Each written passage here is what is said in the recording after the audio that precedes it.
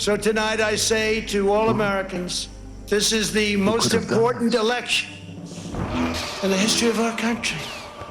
There has never been such a difference between two parties or two individuals in ideology, philosophy, or vision than there is right now. Our opponents believe that America is a depraved nation. We want our sons and daughters to know the truth. America is the greatest and most exceptional nation in the history of the world.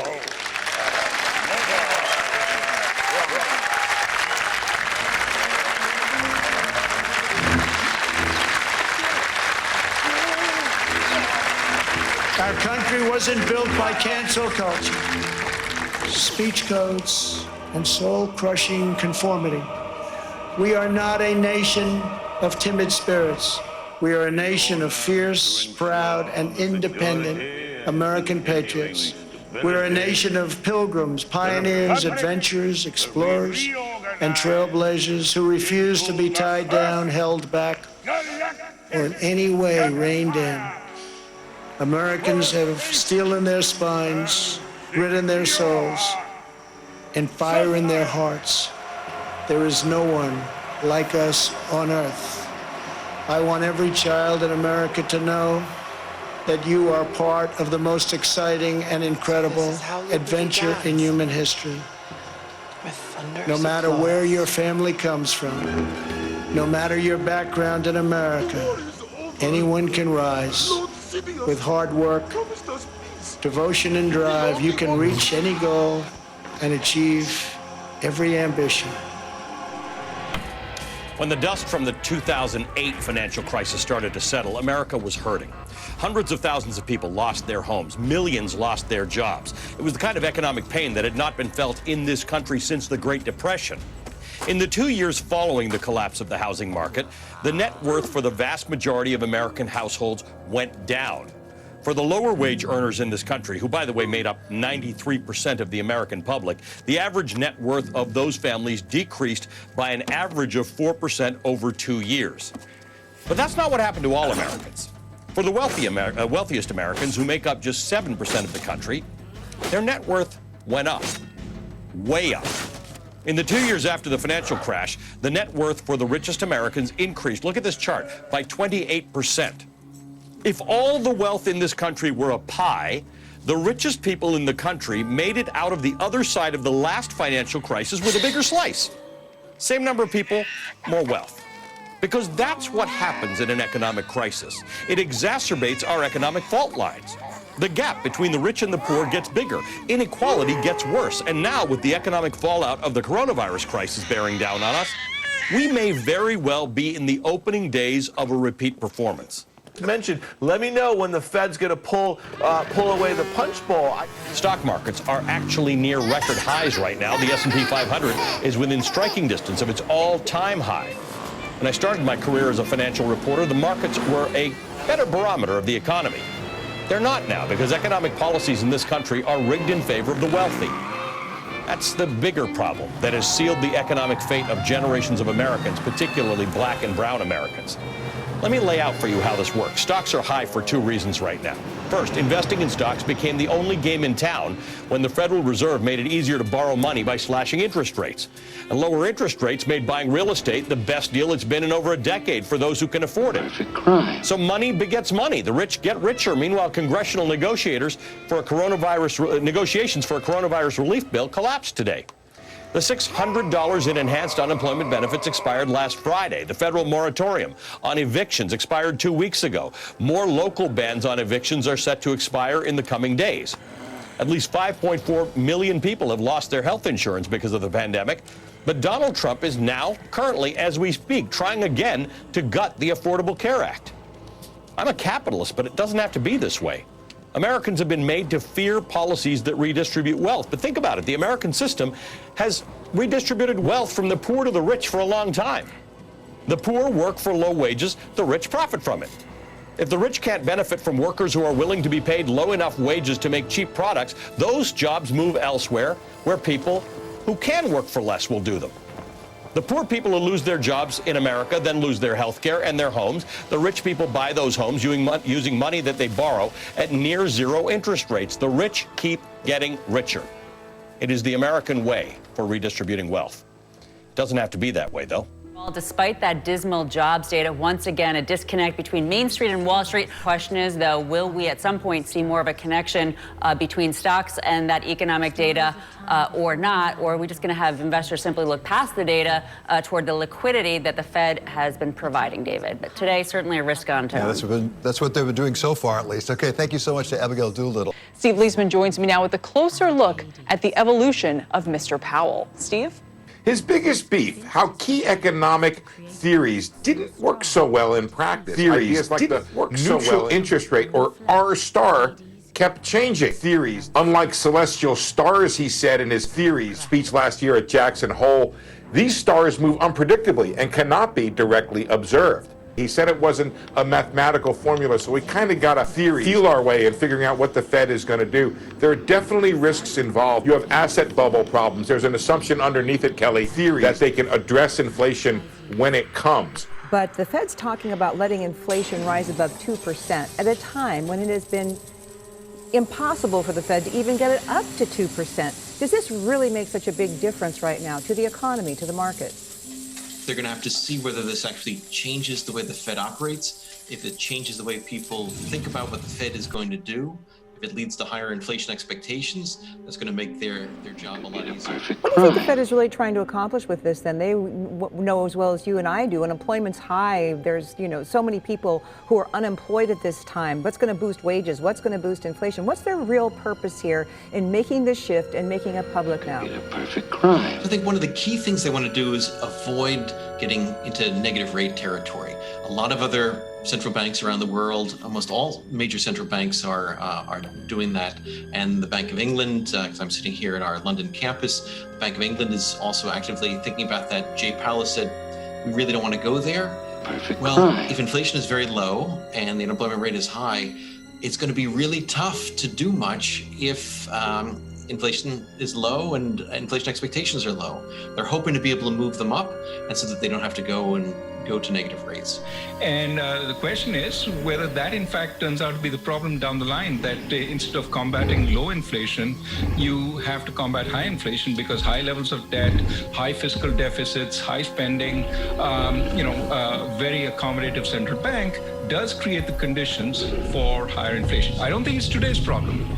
I think it may be the problem a couple of years down the line. When is high debt in so many countries now become a problem?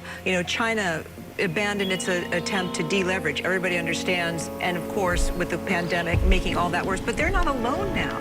How does the world resolve this all? Do we all suddenly agree we'll just forget all the debts that we owe others and they owe us and start from scratch? How do you get out of this?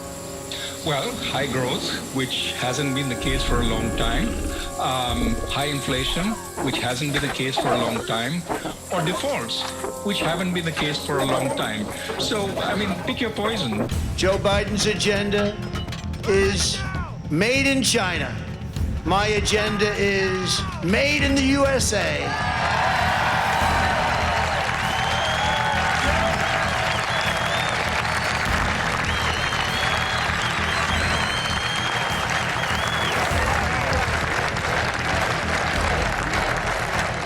Scene in Stone Mountain, Georgia, as a white nationalist demonstration is facing counter-protests in the city's downtown. Members of the white nationalist group, many carrying guns and dressed in military-type gear, had originally planned a demonstration in the city's park where a Confederate memorial stands, but officials closed the park today, citing security concerns. Now the group faces what is reportedly an even larger crowd of counter-protesters, many carrying Black Lives Matter signs and chanting, "Go home, racists."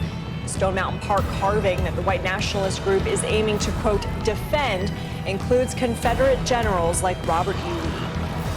When the anarchists started ripping down our statues and monuments right outside, I signed an order immediately, 10 years in prison. And it was a miracle. It all stopped. No more statues. They said, That's just too long as they looked at a statue. I think we'll rip it down. Then they said 10 years in prison. I think that's too long. Let's go home. But there's a renewed focus in the wake of the national uprising against systemic racism, pushing to get them out altogether. We cannot separate the Confederate statues from this history and legacy of white supremacy in this country.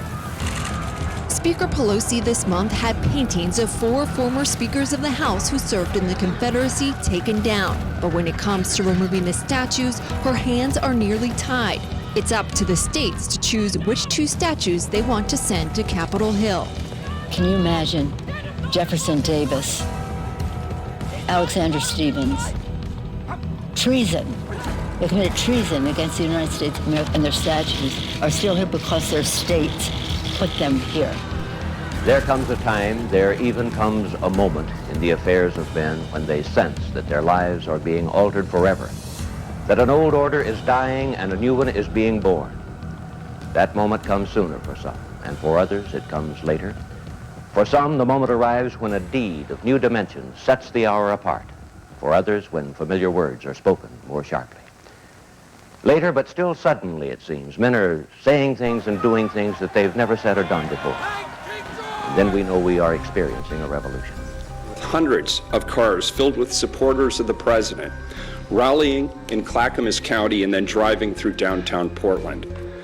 They were supported and energized by the president himself. And the event began as a rally for Trump supporters out in the suburbs, and they were going to come through, drive around the city on the outskirts of downtown, stay on the highways. But a lot of them, there are hundreds of trucks with Trump flags and American flags driving through the streets, and a lot of them peeled off and came right into downtown, right where a lot of the protesters were gathering for the night, and immediately became a lot of conflict. Protesters blocking the vehicles. You had, the Trump supporters, as you said, firing paintballs into the crowd. Some pepper spray being sprayed, and then protesters throwing things back at the crowd. When there were vehicles stopped, there were people getting out and fistfights happening. I mean, it was just an escalating thing over time as these vehicles went through downtown Portland. You saw them shooting the paintballs. You got hit with one of them yourself. The president says that this is a peaceful thing. It's a defensive thing. How did they seem to be deployed in your experience?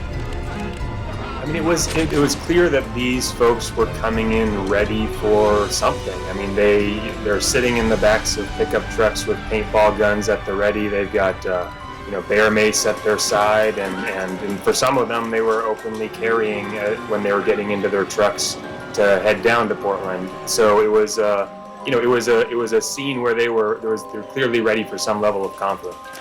Did you get to talk to any of the Trump supporters or get any sense of why they see it as being in opposition to the demand for systematic equality? For some of them, it was just a chance to come into Portland. I mean, they were feeling like Portland had been dominated for basically the past 3 months by these protesters that they see as left-wing and in some ways antithetical to what they believe. And they wanted to come in and fly the Trump flag in Portland. And this was a chance for them to do it in big numbers and show that, they weren't afraid to make it happen. But again, the main focus of protesters is one small area downtown, not widely throughout the city. During their convention, Joe Biden and his supporters remained completely silent about the rioters and criminals spreading mayhem in Democrat-run cities. They never even mentioned it during their entire convention, never once mentioned. Now they're starting to mention it because their poll numbers are going down like a rock in water. It's too late, Joe. In the face of left-wing anarchy and mayhem in Minneapolis, Chicago, and other cities, Joe Biden's campaign did not condemn it. They donated to it. At least 13 members of Joe Biden's campaign staff donated to a fund to bail out vandals, arsonists, anarchists, looters, and rioters from jail. These are not images of some imagined Joe Biden America in the future. These are images of Donald Trump's America today. He keeps telling you, if only he was president, it wouldn't happen. If he was president, he keeps telling us that he was president, you'd feel safe. Well, he is president, whether he knows it or not. And it is happening. It's getting worse, and you know why? Because Donald Trump adds fuel to every fire. We've seen armed militia groups show up as well. And most of them have been there to counter protests, patrolling the areas, and at times clashing with demonstrators. The militia movement has grown during the Trump years, empowered by the president's law and order rhetoric. But what's driving the militia movement remains murky. A recent piece by 538 sheds some light on the inner workings of armed militia groups and explains why we may see more of it in the future. What is the militia movement as you have defined it in your report and in your investigative reporting? We're talking about groups that are very organized, that have hierarchies, that have dues and trainings. And then we're also talking about people organizing entirely online. People who don't know each other, may never have met in person, may not have a tie to a specific group, but still when there's this sense that they need to show up, perhaps to one of these protests, they will appear with heavily armed, and that's one of the challenges here. The main thing that they do have in common is a strong sense of pro-individual rights and a pro-gun rights ideology, but they might not have much else in common. And so it's hard to define what these groups are, and their motivations may often be very different. And let's dig into that. Maggie, so if they're called to arrive, what is the purpose that they are trying to realize when they get there? Is there sort of belief that they're the people that can save their community, that can help their community, and that they're the only ones left who can? So they're looking at these situations where there's a protest, where there's a riot, and they're sort of designating themselves as the saviors of the community. Do they have any connection or coordination here at all, Amelia, with law enforcement or political groups? Or are they purely operating by themselves? I mean, this can be hard to tell also. Just the way they organize can be hard to track. A lot of it happens online. A Facebook event will sort of appear and then disappear again 12 hours later. So this is one of the mysteries of these groups. But another challenge is that their ideologies aren't consistent, as I just mentioned. So some of these folks who show up may be pro-police. Some of them are also anti-police. Here, ethnic diversity within these groups, and they've been around since the 80s, right? So quickly. Right. Yeah. I mean, predominantly these are white suburban, exurban people. They are not generally speaking anything other than that. Or at least that tends to be the majority. Within the domestic terrorism bucket category as a whole, racially motivated violent extremism is, I think, the biggest bucket within that larger group. And within the racially motivated violent extremist bucket, people subscribing to some kind of white supremacist type ideology is certainly the biggest chunk of that. Did you hear? All you folks, clean out your ears, the ones who criticize us for saying that, call me a race baiter for saying that. It's the truth, it's a fact. It's not new either. First, a brief history lesson for my younger viewers, because there will be eligible voters in this upcoming election who were just babies when the Department of Homeland Security was created in response to the September 11th terrorist attacks 19 years ago. The new cabinet agency was tasked with the, quote, safeguarding the country against terrorism and responding to any future attacks. And while we have been thankfully free of any 9/11 scale attacks over the last 19 years, recent events have Americans posing the question, whose homeland does the Trump administration think they are securing? In the very first month of the Trump administration, we got the news they would seek to focus exclusively on countering the threat of Islamic extremism, ignoring the threat of far-right and white supremacist terrorism.